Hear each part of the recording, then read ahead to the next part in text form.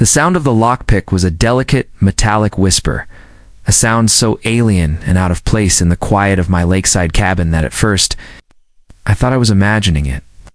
I was sitting at my heavy oak dining table, a steaming mug of coffee. In my hands, having a quiet, serious conversation with a man who had flown halfway across the country to see me. Outside, the morning mist was just beginning to burn off the surface of the lake. A picture of perfect, profound peace. Then came a sharp, decisive click. The reinforced front door, which I knew for a fact was locked with a high-security deadbolt, swung open. And standing there on my threshold, framed by the beautiful morning light, was Brenda, the president of the Eagle's Nest Homeowners Association. She was holding her phone up, the camera's red light blinking, a look of wild, triumphant glee on her face. Aha! She shrieked, her voice a crow's call that shattered the morning's serenity and violated a dozen federal laws. I knew. It is secret meeting, illegal activity. I've got you now. You're harboring a criminal, and I have it all on video. I just stared at her, my mind a blank slate of pure, unadulterated shock. But my guest, the man I was meeting with, a man who had spent his entire adult life being hunted by cameras, did not seem shocked at all. He slowly placed his coffee mug on the table, turned his head, his face, a face that was arguably one of the most famous in the entire world, and looked directly at Brenda. He didn't look angry. He didn't look scared. He just looked bored. And with that iconic, world-weary sigh that had won him 3 Oscars. The global movie star Julian Croft looked at the HOA Karen who had just busted into his top secret meeting and said, his voice a quiet, dangerous purr, "Can I help you?"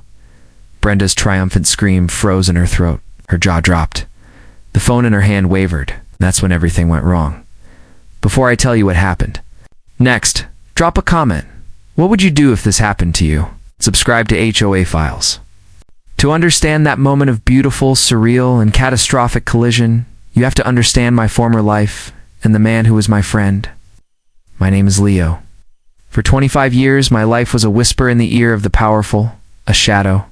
On the edge of the red carpet, I was in executive protection, private security. I ran my own firm. My clients were the kind of people whose faces you see on the cover of magazines, billionaires, politicians, and A-list celebrities. My job was to create a bubble of quiet, seamless security around them, to anticipate every threat, to be the calm and visible wall between them and a world that wanted to consume them. It was a life of constant vigilance, of paranoia, of living someone else's life instead of my own. My longest and last client was Julian Croft. I was with him for 15 years. From his first big blockbuster to his 3rd Oscar.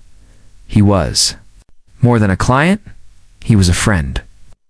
A brilliant, intense, and deeply private man who hated the machinery of fame as much as he loved the art of acting.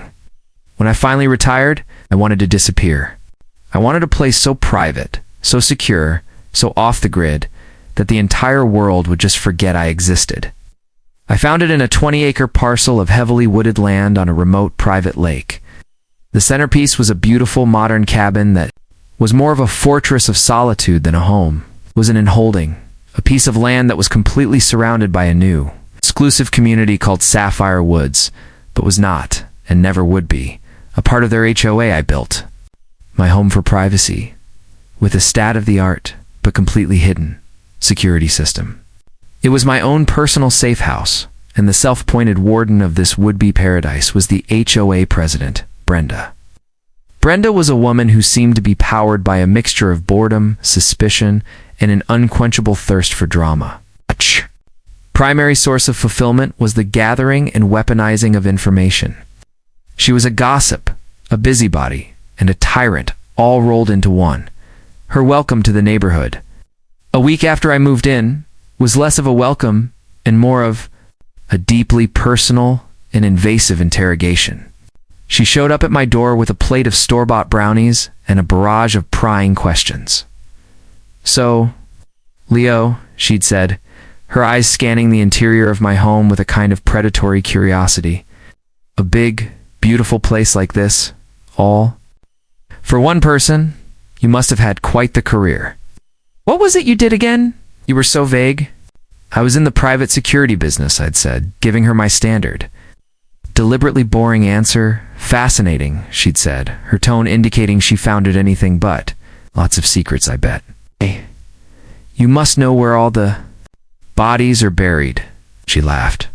A short, sharp, unpleasant sound.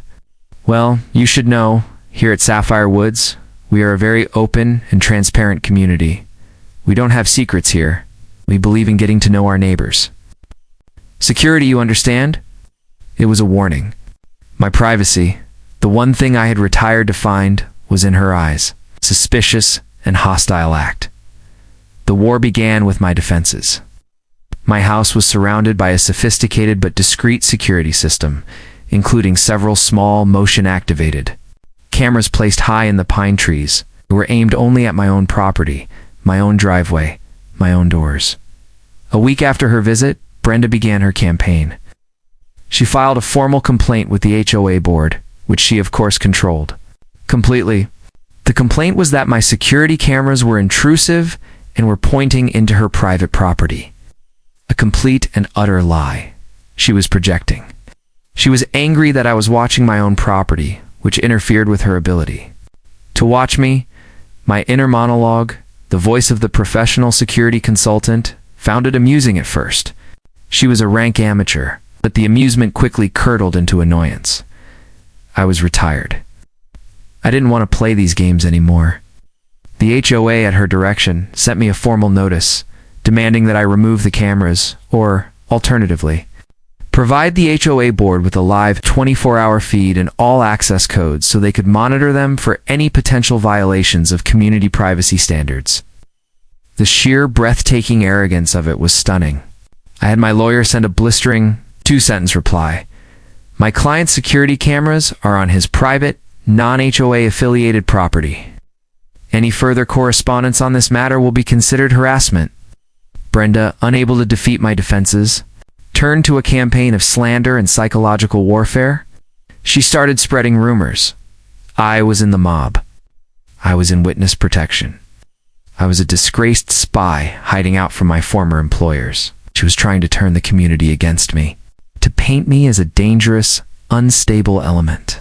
She was creating a narrative, a fiction, that would justify her escalating obsession. And then I got the call that I knew would pour gasoline on the fire of her paranoia. It was from Julian Croft. "Leo," he'd said, his voice a low, tired rumble over the phone.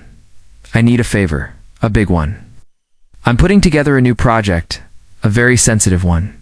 I need to have a meeting, a completely off-the-record, completely private meeting with my co-star and the director.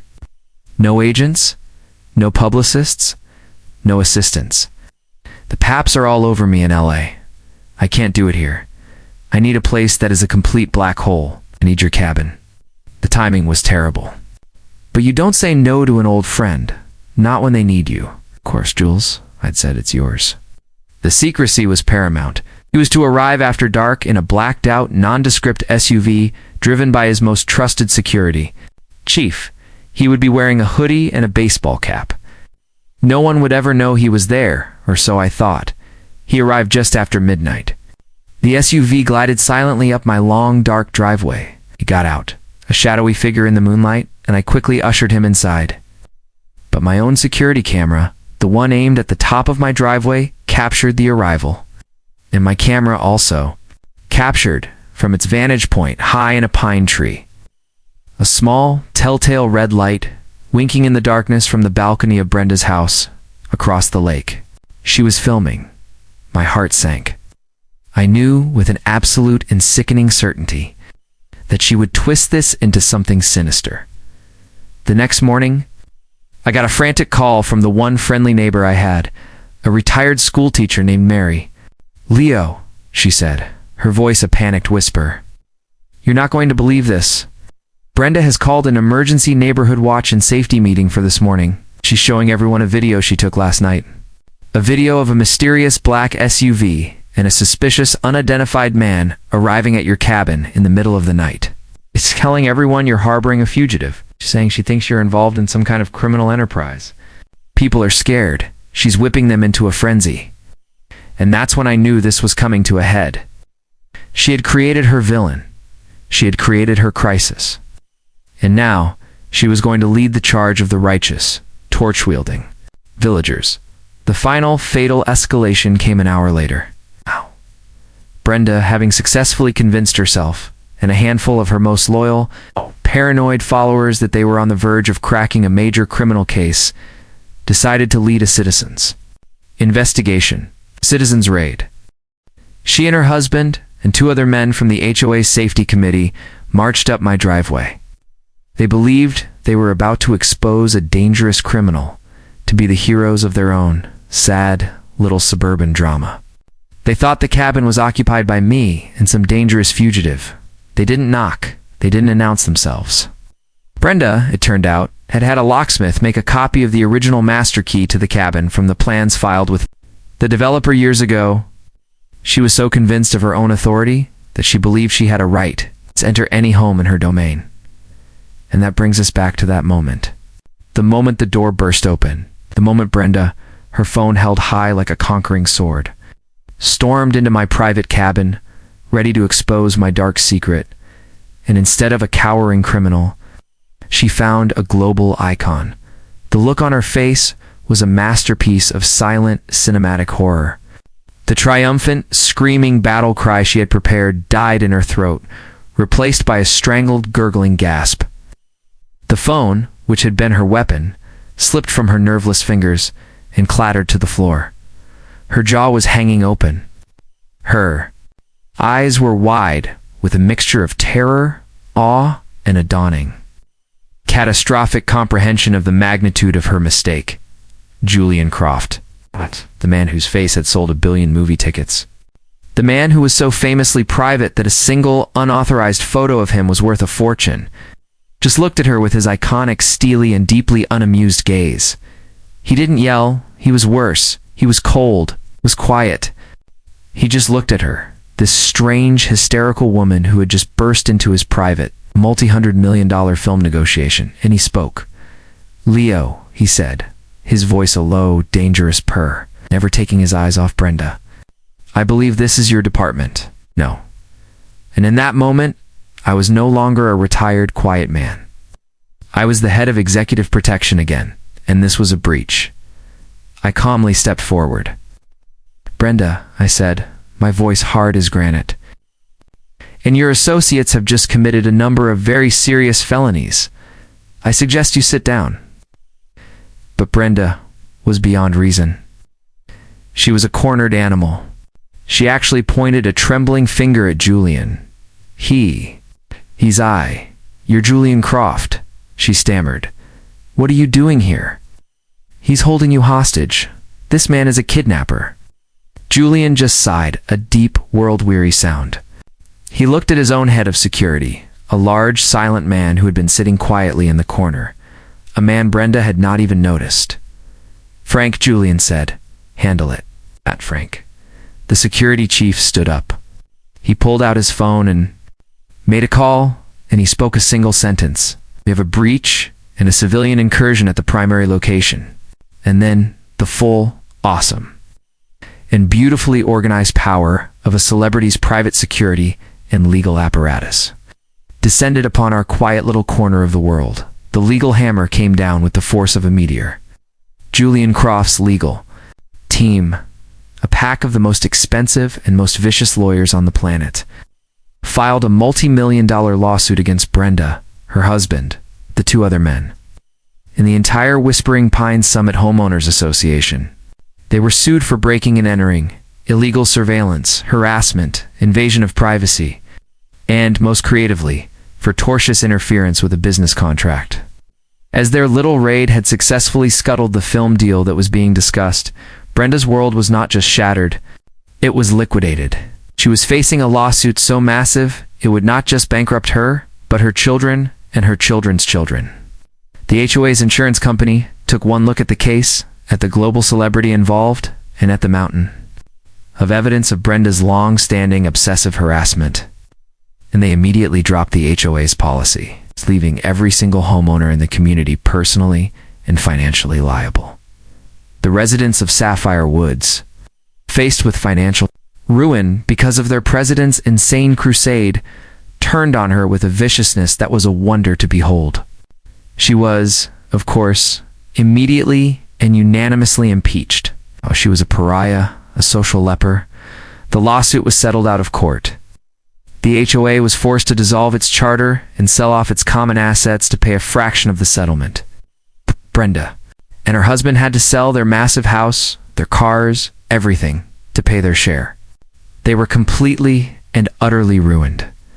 This whole miserable, insane, and ultimately triumphant affair taught me a lesson that I had known my whole professional life. The world is full of people who are so consumed by their own tiny, imagined dramas, so desperate to be the hero of their own story, that they can't accept the simple, boring truth. Brenda was so desperate to create a villain out of the quiet private man next door that she couldn't see him for what he was, a retired man who just wanted to be left alone. She invented a dark, criminal secret in her head, and in her obsessive, desperate attempt to expose it, she ended up barging into a movie star's top-secret meeting and becoming a global fool.